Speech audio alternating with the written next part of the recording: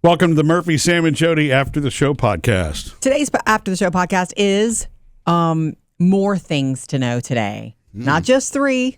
We're not going to contain it to just three. These are the things that don't make it to three things? Well, some of these made it to three things this week, and I just wanted to go more in depth with you guys on. Okay. And some of them didn't make the cut, but should have, because three things is only three things. So let's dig right in.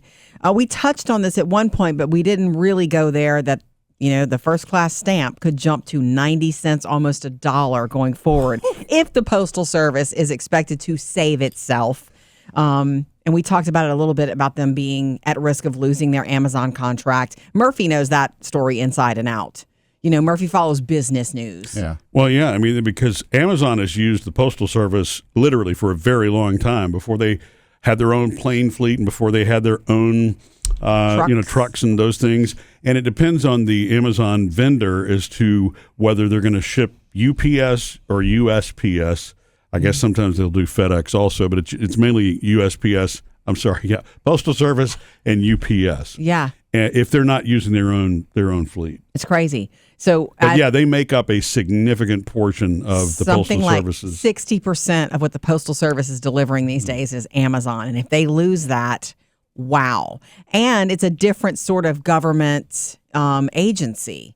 You know, they don't, I guess, get funding the usual ways. They normally made their money with postage. Yeah. And so it's being looked at. You know, the word is the White House is planning to overhaul the entire system. Rumors about it going under the Commerce Department and changing departments and things like that.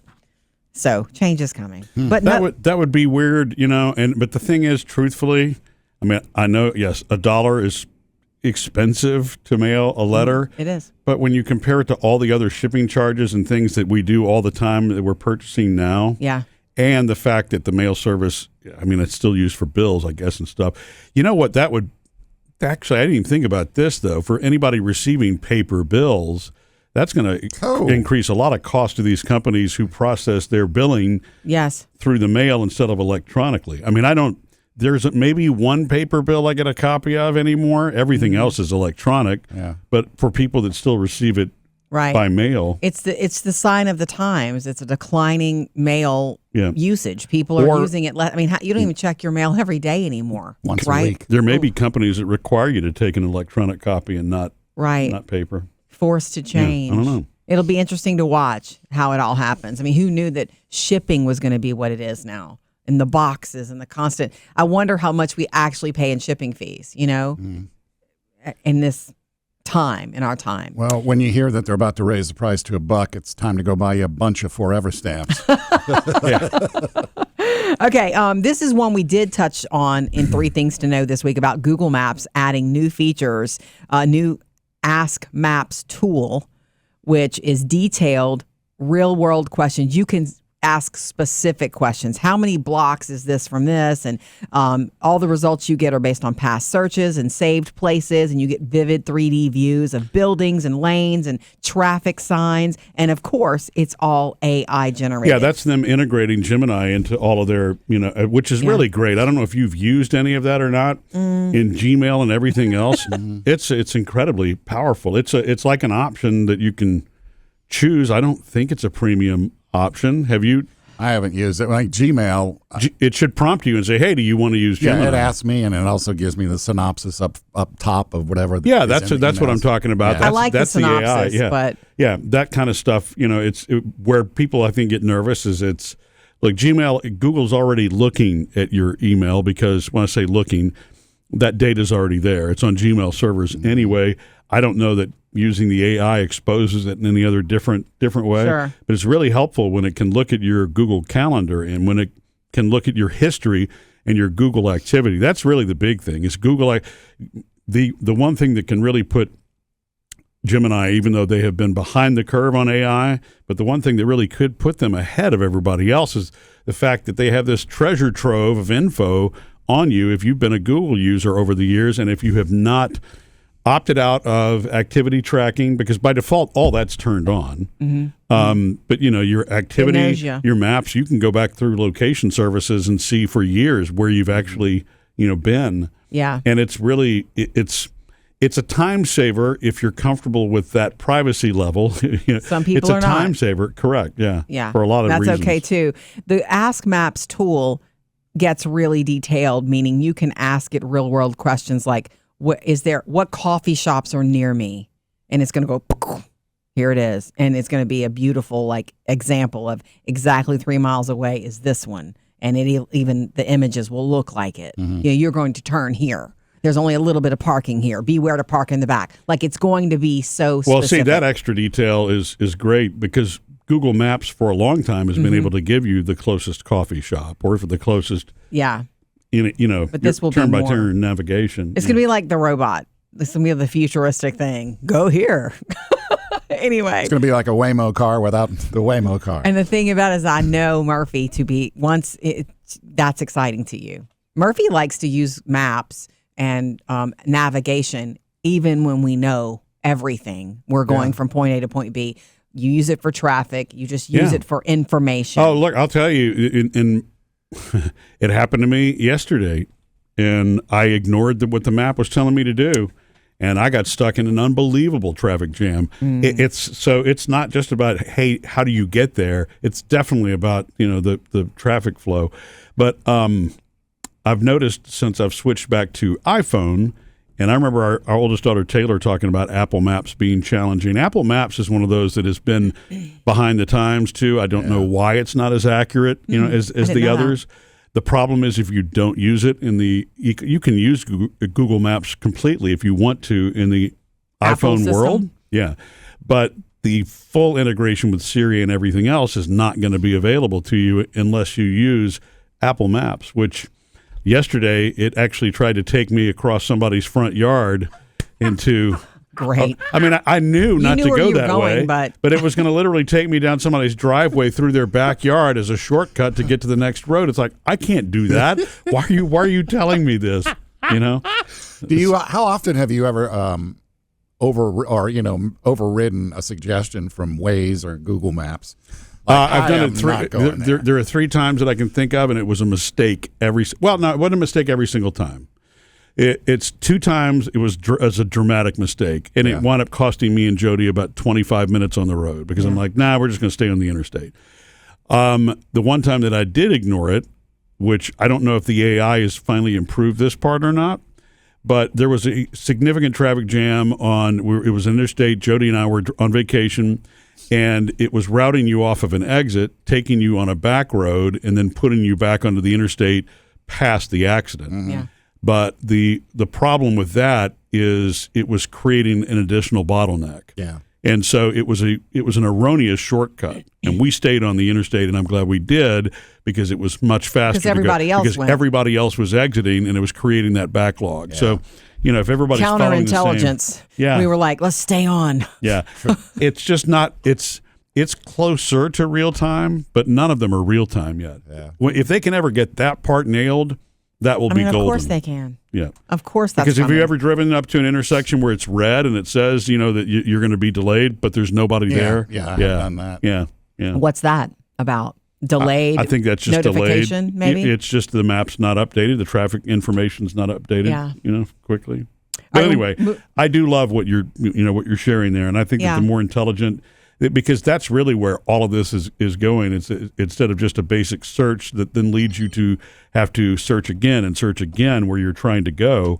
If it can tell you where to park when you're asking where to go, that's awesome. Especially that's their goal, is for it to be so like having an assistant with you who knows exactly where you're going and what's going on. It's the Google Maps being that. Mm-hmm. Well, and then you may not have to use other apps like Parkopedia and some of the others that actually track all of the paid. Yeah. What are you even talking about? You opened about? a can of worms now, Jodi. What's Parkopedia? Are you using that when we're together and I don't even know about it? Only if there's a parking garage that we're trying to find, because a number of these different apps will tell you where the parking garages are. Oh, that's good. If the parking garages are updated like a lot of airport parking garages are these days with all the radar, I don't know what you call it, where it can detect how many parking spaces are available, then you get that information also before. as you know, there's one airport that I've driven to many times, and we have to go all the way to the 8th floor on the top because everyone is full. But these apps will now tell you that hey, nice. 4 spaces left and all that. That's nice. It's powerful stuff. Okay. Moving on to one story from 3 Things to Know, not only this week, but today. Loving this story about small pours being big and trendy in drinking in America, meaning that Americans we're drinking less. We're paying more attention to our alcohol consumption. It used to be we're like, you either drink or you don't. And there's a happy middle for a lot of people who can still drink but just don't want to hit it so hard. Yeah, that's great because with me and Sam, it's either there was only one way. Yeah, you either drink or you don't. Because if you don't, you drink. And that's a whole other discussion about addiction. Overdoing. I still have that problem though, because I don't drink alcohol, but iced tea, soft drinks, water. It's just a constant guzzling with me. I don't know if I built up that habit or if that's just me. Who you are. I've been that way since I was a kid. So both of you have always been that way with, even if it's just water or iced tea or chocolate milk, enter alcohol, and that's one reason it was amped up or ramped up for you too. Well, and that was in my opinion, a very dangerous thought that I did have at one point. That you could just slow down. That's the problem. I'm just guzzling. The problem is not that I'm, about the alcohol. I'm just drinking all of it too fast. That's a dangerous place for somebody who's prone to addiction to go. That's normal. So staying away from it is the better idea. Yeah, it's funny because I did that too at one point. And I thought, let me just use a straw. That'll slow me down. Mm-hmm. Guys, what you're talking about. That's when you spit the straw and get right back to the cup. This is a waste of time. That's normal self-talk. That is normal self-talk when you are at war with yourself about something. Mm-hmm. Matthew Perry addressed that. I don't know if it was in an interview or in his book where he talked very openly about addiction. And he said, alcoholism is the only disease that will try to talk you out of the fact that you have it. Yeah. It's, if you get diagnosed with cancer or something like that, you're not going to try to convince yourself that you don't have it and then still try to do things that you're not supposed to. But when it's alcohol or drugs, you try to bargain with yourself. Well, but I really can do this, but I can control it. I feel like that's a very common thing, what you guys are talking about. Yeah. Well, I think I think that is the core of the issue is what you're saying there. Mm-hmm. It's because if you rationalize, then you're by definition then not acknowledging that you have a problem, and by not acknowledging that you have a problem, the problem is going to continue. Yeah. I love this story because it's good for restaurants and bars who do depend on alcohol sales, and the fact that it's a little cheaper if you order they're calling them tiny teenies martinis, mini margs, smaller margaritas. Flights are popular, like where I've ordered, a champagne flight with a girlfriend, and we'll just share. We taste this one, taste that one. It's just like a little taste. It's much smaller. Sipping, and that's enough. Baby Negronis are popular. It just depends on, the place, the restaurant or bar, restaurant, whatever. But I will tell you a reason that I like this a lot. And Murphy, this is true for me. I don't know if you've seen it, Sam. We've known each other a long time, and we've had lots of food and drink together. The older I get, I can't have as many. Yeah. One is enough for me lately. Like, in other words, I'm really affected quickly. Yeah. I don't know why that is, but I'm fine with it. And it doesn't take much to become loud Jodi. Oh. But also too, when Jodi drinks, there's a point where everything shuts off and it's like nap time or bedtime. Yeah, I haven't seen that one in a while. You don't really go that far anymore. You know why? Because I'm not drinking with you guys anymore. And I'm just teasing about the loud Jodi thing. Although Jodi, as anybody, becomes more jovial. I'm sorry with it. When you drink one drink or two drinks, do you like make it last, or are you like, let me have another one? Oh, I don't drink too fast. Yeah, no, I make it last. It can last a whole meal. Yeah, that's nice. Yeah. Oh, yeah. But what I'm saying is, I know that it hits me harder. And so I am very aware, because to be honest with you, I'm embarrassed. Mm-hmm. I've had a couple of instances over the last couple of years.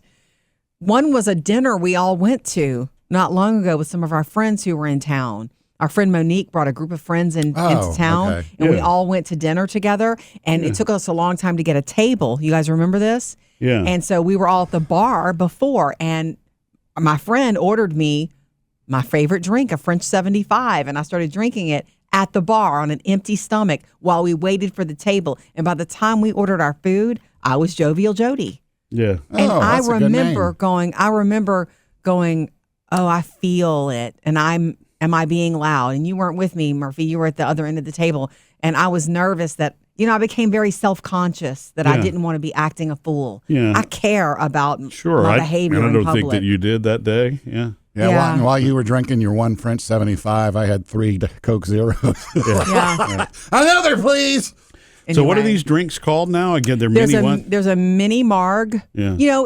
And that's another thing that bar owners are coming. But what did you call them? They're called small drink. What did you call them? Small pours. Small pours. Okay. Small pours are trending. Yeah. Another thing about us working together, as long as we have the three of us, I can see Sam also thinking that this is a brilliant ruse on behalf of the businesses to charge more for less alcohol, right? Yeah, it's just like everything else in the food industry. They're not. Packages get smaller and the prices stay the same. They're actually not charging more. A mini marg is about half, if not, it's less than the full-size drink. Yeah. Okay. It's because some people are reporting that this trend is because of financial. Yeah. Like, I can't afford the big fat margarita, but I'd love I'd love a small pour. Yeah, and it's a lot. So it's budget. It's people being conscious of not wanting to drink too much, not wanting to feel. I don't ever want to feel bad in the morning just because I had one, glass of champagne the night before.